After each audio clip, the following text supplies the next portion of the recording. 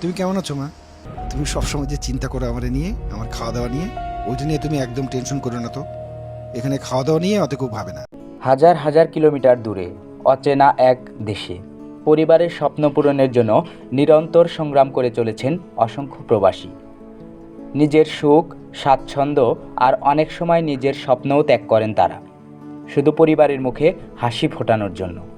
বিদেশের মাটিতে দিনের পর দিন কঠোর পরিশ্রম, দীর্ঘ কর্মঘণ্টা, একাকিত্ব আর অনিশ্চয়তার মধ্যেই কাটে তাদের জীবন।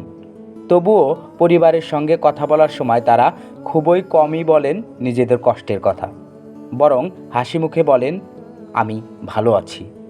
প্রবাস জীবনের এই নীরব ত্যাগ আর সংগ্রাম অনেক সময় আমাদের চোখে পড়ে না, কিন্তু দেশের অর্থনীতিতে এবং পরিবারের ভবিষ্যৎ গড়তে প্রবাসীদের অবদান অপরিসীম।